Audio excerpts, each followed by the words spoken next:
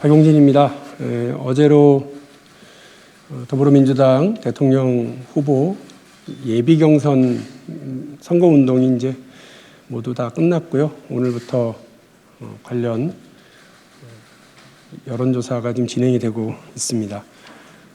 저도 예비 선거운동 기간 동안 최선을 다했고, 또 후보들 간의 어떤 경쟁과 토론 말고도요, 제가 제시한 경제성장 전략과 관련된 행보들이 쭉 이어져 왔었습니다. 그와 관련해서 오늘 결과 보고를 드리는 기자회견을 하도록 하겠습니다. 기자회견을 읽겠습니다. 안녕하십니까. 더불어민주당 대선 예비후보 기호 6번 박용진입니다.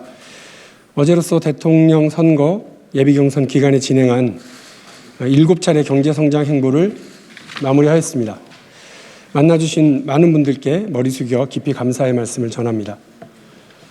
박용진의 경제성장 행보, 처음에는 우려하시는 분들도 많았습니다.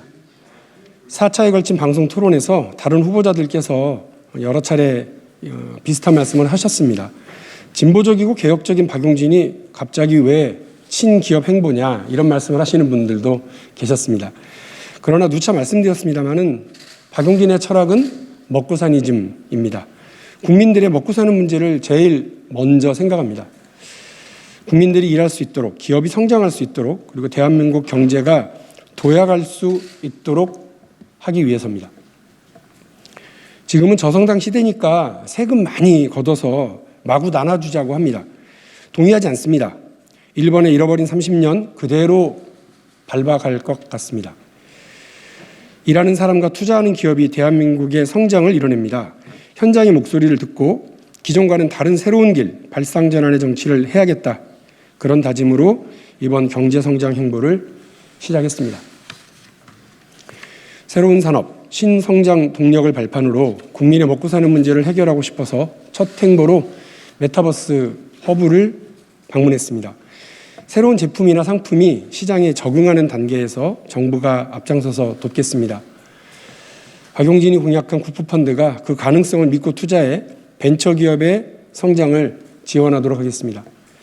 특히 우리나라 굴지의 기업이자 많은 국민들이 투자하는 삼성전자를 찾았을 땐 박용진 변절한 것 아니냐, 이런 소리마저 들었습니다. 하지만 우리나라를 대표하는 반도체 산업이 변화된 시장에 발맞춰 한 단계 도약할 수 있도록 돕겠습니다. 그것이 일자리를 만들고 세수를 확보해서 경제성장을 이룰 수 있는 방법이기 때문입니다. 이어서 기술 독립을 가속화하고 글로벌화를 도모하기 위해 소재, 부품, 장비 산업의 강소기업들, 스타트업 기업의 대표이사분들과도 만났습니다. 박용진의 국부펀드가 직접 투자해서 혁신기업의 기술력과 무궁무진한 가능성을 보장하고 민간 시장의 투자까지 유치하도록 힘쓰겠습니다. AI 분야는 가장 각광받는 미래 산업의 핵심입니다. 여러 시행착오 속에서도 입지를 다지고 영역을 확장하는 스타트업 기업인들과도 이야기를 나눴습니다. 박용진 정부가 혁신기업의 도전 기회를 보장할 수 있도록 이른바 3대 규제인 관료의 도장 규제, 기존 주류 사업자들의 진입 장벽 규제, 대기업 갑질 등 시장 독점의 규제를 과감하게 허물겠습니다. 탈탄소 사회로 대표되는 그린딜 기조 속에서 미래 모빌리티 산업은 매우 중요합니다. 현대자동차의 모터 스튜디오를 찾은 것 또한 그러한 이유에서입니다. 수소차와 전기차 그리고 미래 모빌리티까지 세계를 선도하는 기술력을 가진 우리 기업의 성장을 정부가 돕겠습니다. 공정경제 전문가 박용진이 기업의 성장도 적극 지원하겠습니다. 중소기업의 문제는 곧 국내 기업의 99%, 노동자의 83%에 대한 문제이기도 합니다.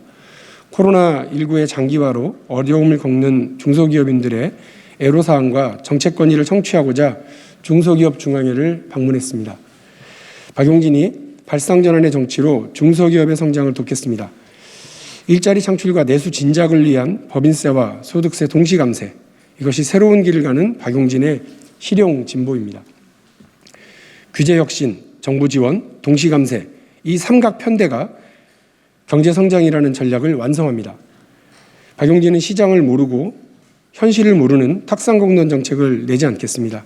현장에서 찾은 답으로 담대한 개혁, 과감한 혁신을 이루겠습니다. 그래서 그동안 현장을 누비며 직접 들은 건의와 제안을 가지고 어제는 규제개혁위원회를 방문했습니다. 더 많이 돌아다니고 더 많이 들어주시라고 부탁드렸습니다. 박용진은 운동장 넓게 쓰겠습니다. 흰 고양이와 검은 고양이는 문제의 본질이 아닙니다. 시장 상황에 맞게 증세할 수도 있고요, 감세할 수도 있습니다. 그것이 국가 지도자가 갖춰야 할 안목입니다. 박용진은 일본과 다른 길을 가겠다고 여러 차례 말씀드렸습니다. 실용진보를 바탕으로 대한민국의 성장을 견인하겠습니다. 법인세, 소득세 동시 감세, 국부펀드 투입 수자율 7% 달성으로 국민자산 5억 성공시대, 온 국민이 행복한 국가를 만들겠습니다. 4차례 TV 토론으로도 확인하셨으리라 생각됩니다. 다른 후보들께서 1,000만 원, 3,000만 원, 1억 원 팍팍 주겠다고 공약했습니다. 그러나 그것은 재정과 세금이 들어가는 일입니다. 나라 돈을 마구 쓰는 일입니다. 많이 걷어서 많이 나눠주겠다는 식의 행보, 과연 이게 맞겠습니까? 그것이 국가를 책임지고 대한민국의 100년을 책임지는 정치 지도자가 가져야 될 태도인지 묻겠습니다. 그렇게 간다면 일본의 잃어버린 30년, 우리나라도 피할 수 없다는 우려를 우리 국민들이 많이 하고 계십니다.